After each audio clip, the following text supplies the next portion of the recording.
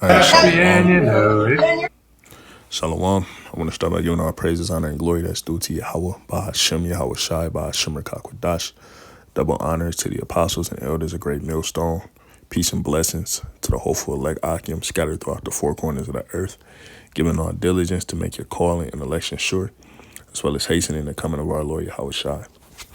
All right, so real quick video, man. Like all week, I have been coming across these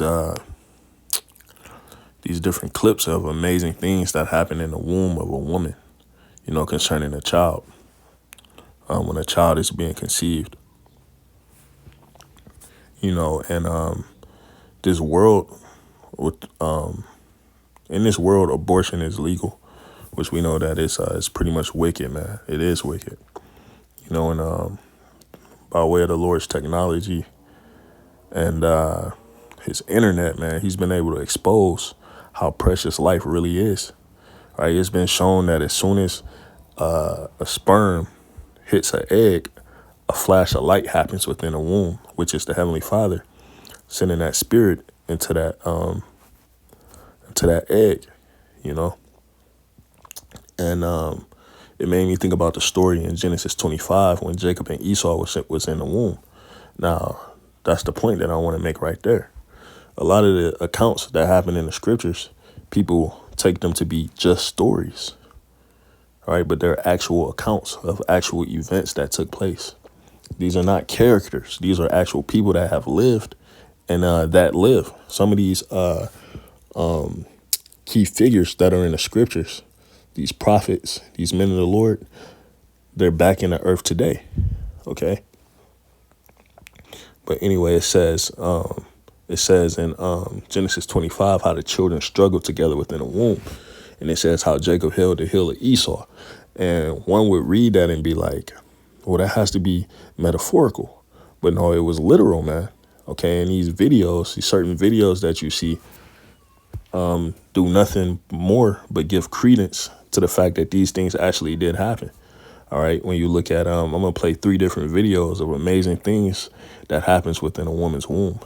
All right, this first one is a 14-week-old, and when I say 14-week, it's still within the baby, it's still within the stomach of his mother, but it's a 14-week fetus clapping its hands. Okay, so I'm gonna play it, and then we can, you know, get into it. Hands together to the amazement of the expecting couple. Clap your hands if you're happy and you know it. And your face will surely show it if you're happy and you know it. Clap your hands. A 14-week-old unborn baby who appears to clap its hands together to the amazement of the expecting couple. Clap your hands if you're happy and you know it. And your face will surely show it if you're happy and you know it. Clap your hands. A 14-week-old. So, man, you see his 14-week fetus clapping its hands, all right, familiar with his mother's voices. You know, it already has a personality of some sort. So, man, that's amazing, man. That's amazing to see. Then you have this one.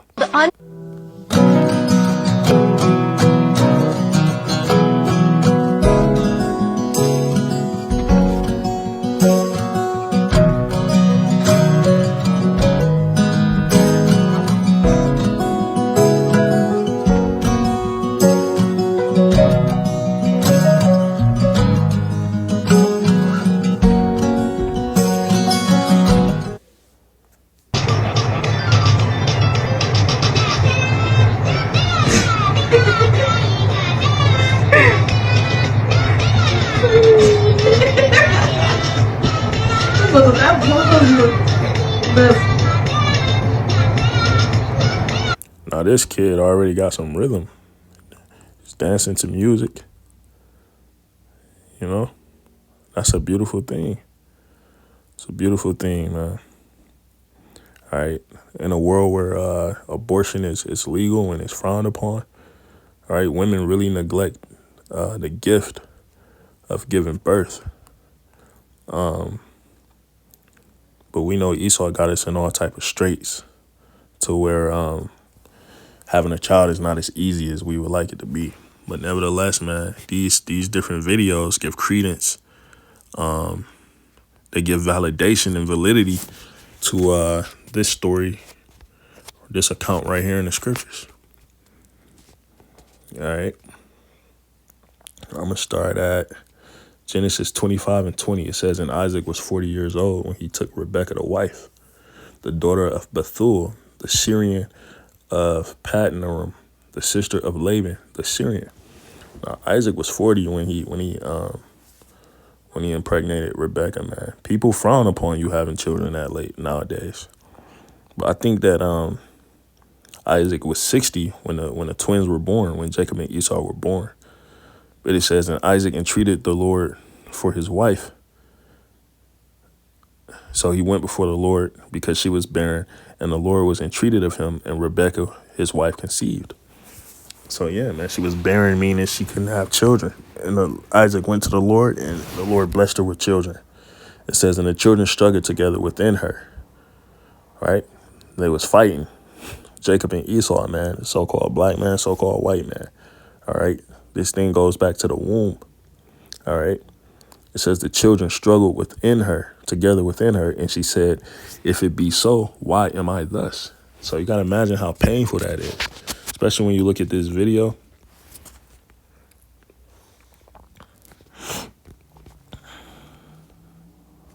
This one right here in particular. You're carrying twins. They're within your womb, and they're fighting each other. You know, like fucking furious with each other, man, from the womb. All right. It says, and the Lord said, it says, and the children struggled together within her. And she said, if it be so, why am I thus? And she went to inquire of the Lord. So she wanted to know why is this happening? It says, and the Lord said unto her, two nations are in thy womb. Okay, the nation of Israel. Okay. Which would be Jacob. And then you got the nation of Edom, which would be Esau. All right. Which today, those two nations, the nation of Israel, you so-called blacks, Latinos, Seminole Native Americans, and the nation of Edom, Esau, Edom, you so-called white people, which are the biblical Edomites. Okay. So this beef didn't just start when we were brought over here to America, put in chains. This thing goes back to the womb. We were twin brothers in the womb together. All right. It says, so the Lord told her, and the Lord said unto her, two nations are in thy womb. So two different people. It says, and two manner of people shall be separated from thy bowels. So two totally separate, different people. All right. And you see the differences, the characteristics between Jacob and Esau. It says, and the one people shall be stronger than the other people, and the elder shall serve the younger. It says, and when her days to be delivered were fulfilled, behold, there were twins in her womb. Right? Jacob and Esau, black and white. It says, and the first came out red all over like an hairy garment. That's giving a description of Esau. All right? He came out red all over, meaning we know that Esau came out pigment deficient. All right? As a leprous. Right? And he was hairy. Right? That's the characteristics of an Edomite man. Very hairy. Okay? And the reason why it's referring to him as red is because their skin is translucent. When they get angry, their skin turn red. Their blood show forth through their skin. Okay? It says, and after that came his brother out, and his hand took hold of Esau's heel. All right? Which is an omen. Right? Which is a prophecy right there in itself. In these last days, Jacob is taking hold of the heel of Esau, man, to bring him out of power. By what? By way of prophesying. Okay, by way of this truth being back in the earth, which is spearheaded and led, which was started by Yahweh Shai, but present day is spearheaded by the elders and apostles of Great Millstone, who are the true men of Yahweh Bashim Yahweh Shai. Okay. It says, and the first came out red all over like a hairy garment, and they called his name Esau. And after that came his brother out, and his hand took hold of Esau's heel, and his name was called Jacob. And Isaac was 80 years old when he bare them. So Isaac was 40 when he married Rebekah, but he was 60 when these children were born into the world. It says, and the boys grew, and Esau was a cunning hunter. To this day, man, that's the spirit of Esau, man. He's a man of the field. He's out hunting, shooting shit, killing animals, skinning them, hanging them up on the wall. Okay. And Jacob was a plain man dwelling in tents. All right. Now, if you notice, it didn't give a description for what Jacob looked like. It only gave a description for what Esau looked like. Because what? Everyone in the earth at that time was of a darker hue. Okay. So Esau coming out, he looked a lot different, man. Okay. Which in the reincarnation would be what? Cain and Abel. Okay. It says, and Isaac loved Esau because he did eat. Well, let me go back. It says, and the boys grew, and Esau was a cunning hunter, a man in the field, and Jacob was a plain man dwelling in tents. So Jake, just like we like to do, man, just keep shit simple. We like to chill at the crib, man.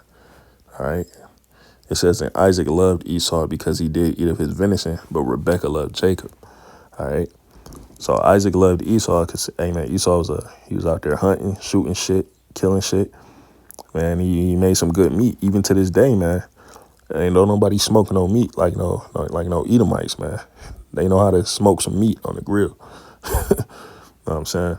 It says, but Rebekah loved Jacob, man. All right, that Tupac spirit, dear mama. You know, Jacob loved ain't mama. Be all up under ain't mama, man. All right, to this day. First thing Jake do when they get some money, I gotta buy my mama a house.